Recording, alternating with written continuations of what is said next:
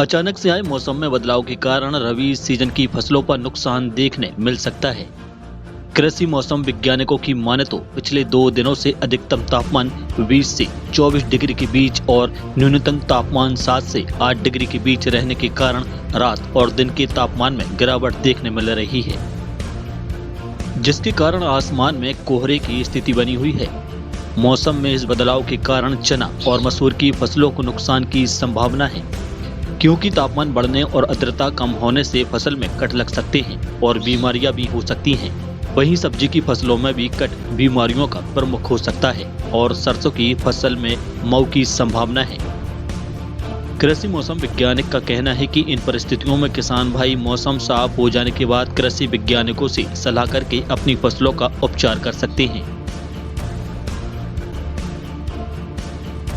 हम बात करते हैं मौसम की, तो अधिकतम तापमान जैसे कि 20 से 24 डिग्री के बीच में रहने की संभावना है और न्यूनतम जो तापमान है वो 7 से 8 डिग्री के बीच में रहने की संभावना है। और जो कि आज बारिश हुई है कुछ क्षेत्रों में, जिससे तापमान रात का घटेगा और दिन का तापमान भी कम रहेगा।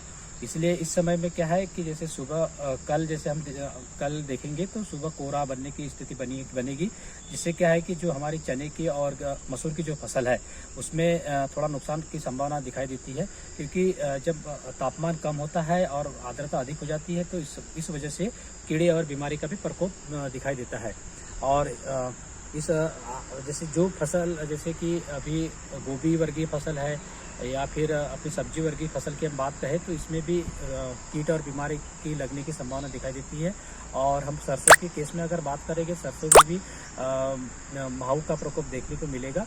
तो इसलिए किसान भाई से मेरा निवेदन है कि आप जैसे ही मौसम खुलेगा उस समय में कृषि वैज्ञानिक की सलाह अनुसार आप स्प्रे कर सकते हैं, जिससे कि जो कीट और बीमारी फसलों में लगेगी वो उससे फसल को हम बचा सकते हैं।